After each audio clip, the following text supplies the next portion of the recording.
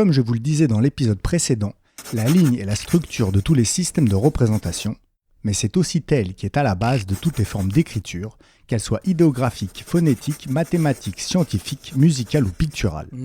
Elle est au cœur de tous les langages écrits, mais ce qui va nous intéresser ici, et attention, gros spoiler d'un épisode incroyable de l'histoire de l'humanité, c'est que le dessin est le tout premier langage écrit. Servant de base à tous les systèmes d'écriture inventés depuis, et si la question vous intéresse, et franchement elle devrait parce que c'est une folie pure et simple, je vous conseille de regarder le documentaire en 3 parties L'Odyssée de l'écriture, produit par Arte et visionnable sur YouTube. Je mets le lien en description.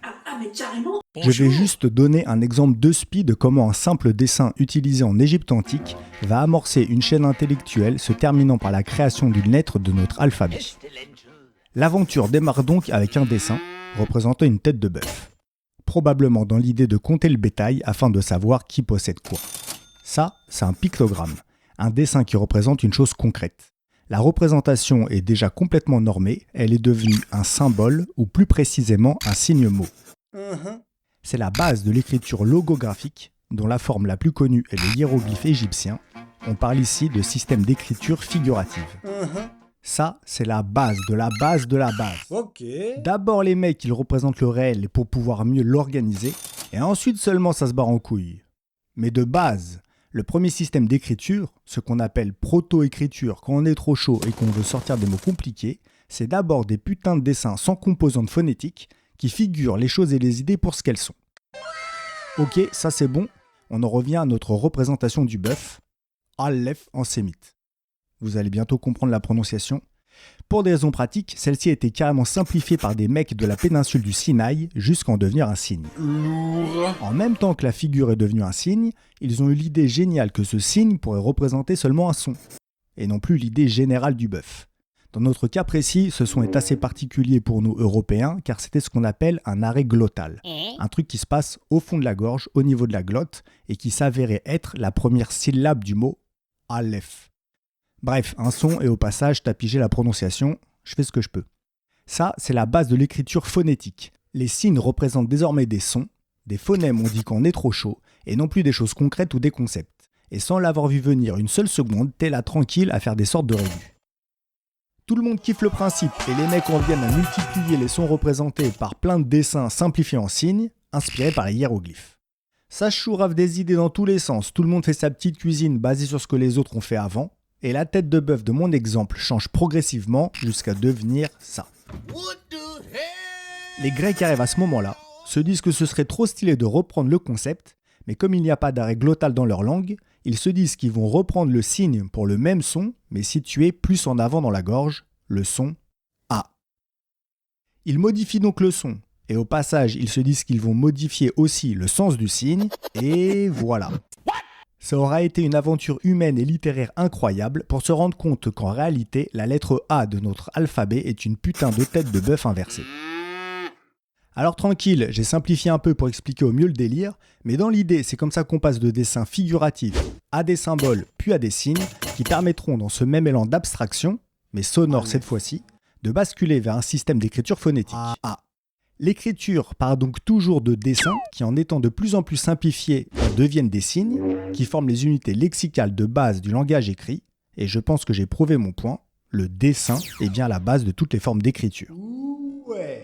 Là, j'ai pris un exemple de chez nous, mais dans l'idée, toutes les premières formes d'écriture connues partent du même principe pictographique, la fameuse proto-écriture, autrement dit l'écriture figurative, et comme on peut le constater, celles-ci sont toutes structurées par l'utilisation de la ligne.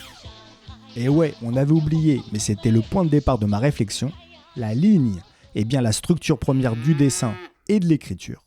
Et d'ailleurs, si tu y penses bien, on appelle aussi le dessin art graphique, car un signe, comme un dessin, est tout autant écrit que dessiné.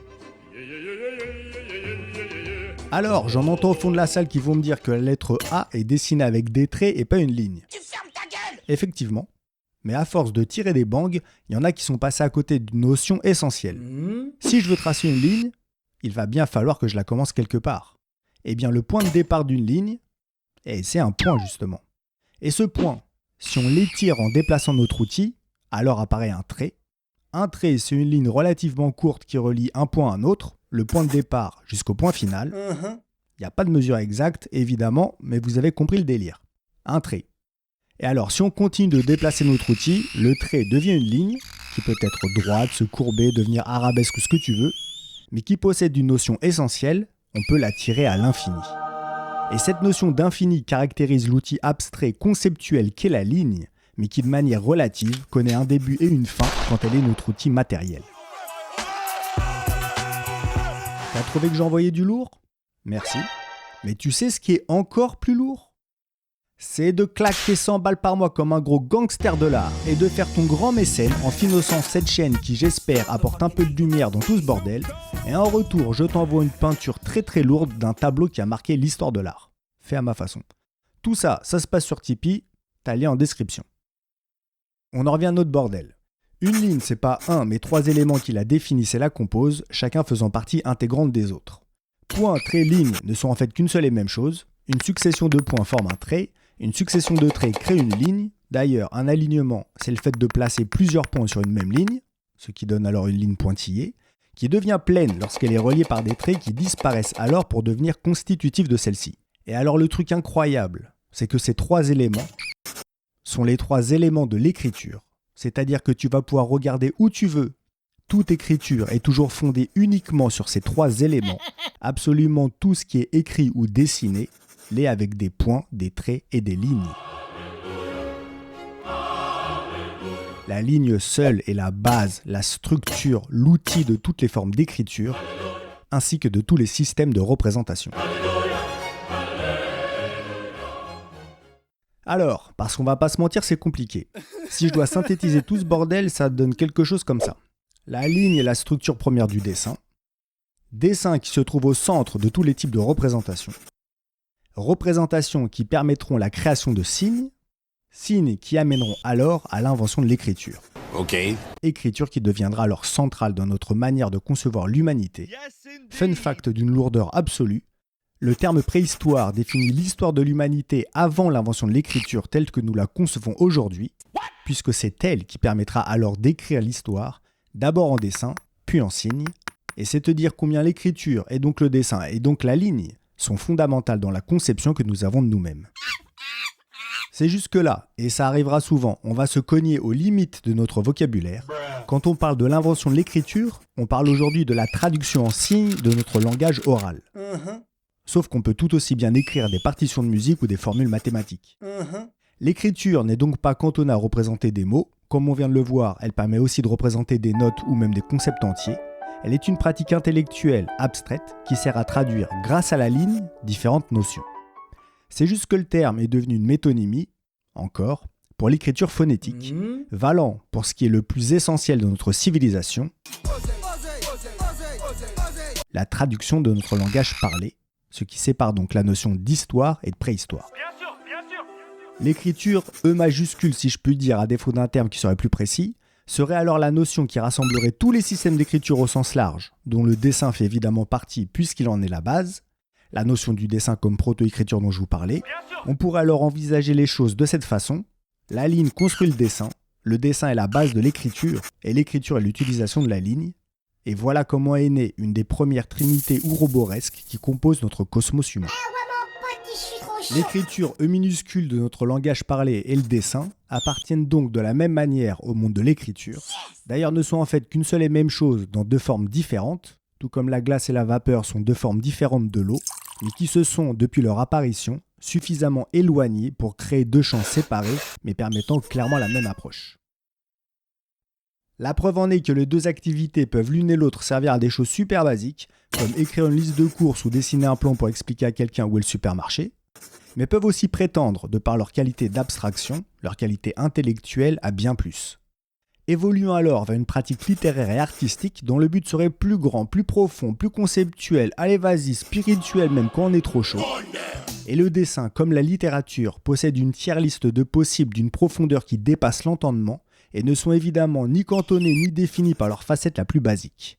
Donc nique ta liste de courses et surtout nique tes croquis à la con fait à la va-vite comme ça sans réfléchir parce que clairement c'est pas ça le dessin. En fait, vas-y, si. Et alors là, je suis trop content parce que je reprends le fil de ma pensée que j'ai amorcé il y a déjà quelques épisodes. Les 2 pratiques partagent donc les mêmes enjeux ainsi que les mêmes structures.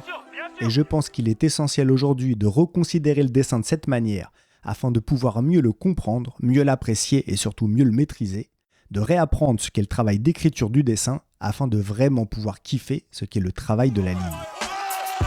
Le dessin n'est donc pas défini par le support sur lequel on dessine, ni par l'outil qui sert effectivement à dessiner, ni même par la ligne seule, mais par une notion bien plus fondamentale qui est celle de l'écriture, c'est-à-dire l'utilisation de la ligne dans le champ de la représentation, portée par ses qualités premières descriptives. Le dessin D majuscule, quand il a une vocation artistique, ouais désolé j'ai pas eu le temps d'inventer un vocabulaire spécifique, serait alors non pas la simple utilisation de la ligne, mais son travail profond, car tout comme la littérature est un travail d'écriture et non pas la simple utilisation de mots qui ne pourraient clairement pas permettre d'accéder à ses qualités profondes, le dessin demande un réel travail pour accéder à ses véritables qualités et ainsi faire surgir son plein potentiel, sa réelle profondeur. Donc nique ta liste de courses et surtout nique tes croquis à la con fait à la va-vite comme ça sans réfléchir parce que clairement c'est pas ça le dessin. Le dessin serait donc l'utilisation de la ligne, c'est-à-dire l'écriture, dans le champ de la représentation, tandis que le dessin D majuscule, s'il veut prétendre au statut d'art, serait le travail d'écriture de la ligne dans le champ pictural. Je vous avais promis une définition qui tiendra enfin la route. Je crois que celle-là elle est pas mal. C'est peut-être pas la définition la plus simple de la Terre, mais je me dis qu'elle a le mérite d'être claire et cohérente, tout en éclairant la complexité du dessin. Mais surtout ce que j'aime bien, c'est qu'au-delà de définir le dessin et ses multiples possibilités, elle permet de ne pas l'emprisonner dans une certaine manière de le pratiquer ou de le concevoir, ce qu'on voit malheureusement beaucoup trop souvent, mais d'en proposer une définition que je voudrais qualifier de neutre, afin non plus d'opposer les possibles mais de les rassembler, ce qui a toujours été la véritable difficulté d'une définition du dessin, à savoir qu'il peut être tellement de choses qu'on ne saurait pas le définir clairement, surtout que celui-ci n'a pas uniquement une vocation artistique. Et ouais, on va pas se mentir, c'est chaud de rassembler ça et ça autour d'une notion commune, mais c'est possible. En tout cas, j'ai l'impression que cette définition à 2 étages le permet. Parce que le but de la théorie de l'art, je suppose, serait d'abord de donner aux artistes des principes fondamentaux solides, leur offrant une liberté absolue dans ses multiples approches, afin de leur permettre de développer une pratique personnelle et singulière, ni dirigée ni encadrée, mais structurée par des concepts cohérents. Je me dis que ce serait déjà un bon point de départ. Ouais. Si jamais vous n'étiez pas d'accord, aucun souci, n'hésitez pas à m'insulter en commentaire et surtout à me faire part de mes incohérences. Mon but, c'est d'essayer d'y voir plus clair et pas d'essayer d'avoir raison à tout prix. Une fois que ça c'est dit, je suppose que tout ceci va nous amener à une autre question. Allons-y quoi. Qu'est-ce qui fait qu'un dessin peut prétendre au statut d'art ? Et que celle-ci nous amènera à nous poser la question de ce qu'est l'art, ses rôles, ses buts et ses enjeux. Et ce sera pendant quelques épisodes, car avant ça, on va se coller le même travail de fond sur l'autre facette de l'art pictural. Parce que dans le prochain épisode, on va amorcer un premier cycle sur la peinture et tenter d'en donner une définition qui, elle aussi, tiendrait enfin la route.